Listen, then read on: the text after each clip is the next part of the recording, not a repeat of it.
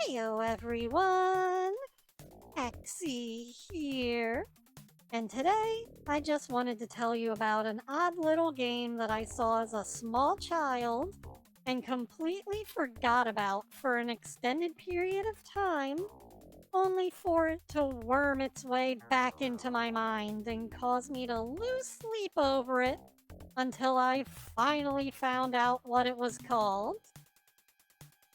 Thanks to Devastating Doug for helping me identify Xybots. Now, Xybots was an odd-looking arcade game with an odd control scheme, to say the least. Released in the arcades in 1987, it was later ported to a whole host of home computer systems, as well as the Atari Lynx.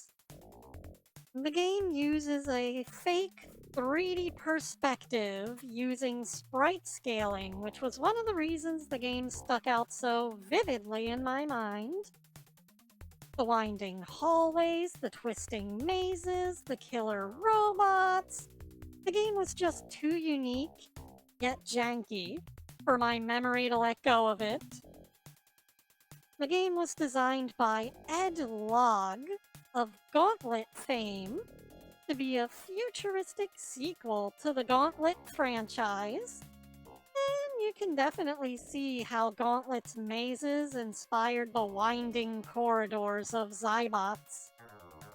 And the maze layout seems to, at least in some manner, be either randomized or even possibly procedurally generated, as I sometimes entered a level only to find it looking completely different from a previous playthrough, which definitely increases the game's replayability, for sure. The game's bizarre, fake third dimension is facilitated by some sometimes awkward controls. You see, despite the arcade cabinet having 3 buttons, the game uses 2 of them for firing, perhaps to account for left-handed players, and a single button labeled Zap, which is also the start button.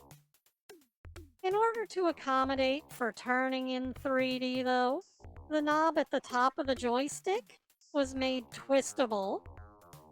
Rotating the whole joystick is certainly a unique method for handling turning, especially in the 80s. The game's screen is actually divided up into several sections, including player 1 and 2's perspectives in the lower corners, inventory in the upper corners, and a shared map screen tucked in between the inventories at the top of the screen. On top of that, the arcade cabinet had an enlarged box screen at the top with an odd slanted podium for the 2 controls.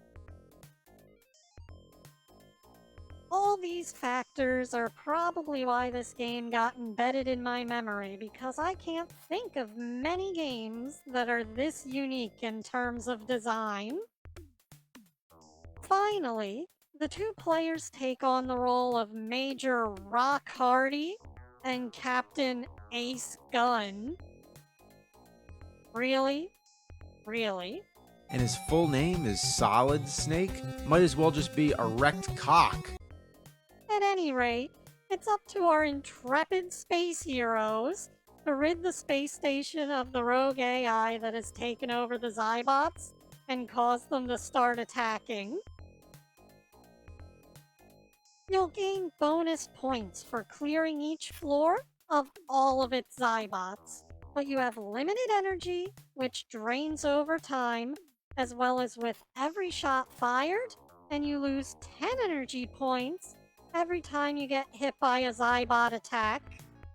Basically, everything's a threat in this game, including the time, as you'll die if you take too long to finish the level. Thankfully, there are items to double your attacks per shot, as well as refill your energy. And at the shop between levels, you can buy power-ups to slow your energy drain, as well as increase your movement speed. Overall, the game was very well designed, and I'd recommend anyone play this game at least once, just for the unique experience. Luckily, you can get the game in the Midway collections on the Xbox Arcade and PlayStation Network these days. But it's also included in the Midway Arcade level pack for LEGO Dimensions. While I know that's not exactly the same experience, I'm just saying that there are a lot of ways to experience this classic gem. Anyways, that's all I've got time for this week, guys. Ciao for now, and Hexi out. Thanks go out to my Patreon supporters. Your donations mean the world to me, and I thank you for supporting my future endeavors.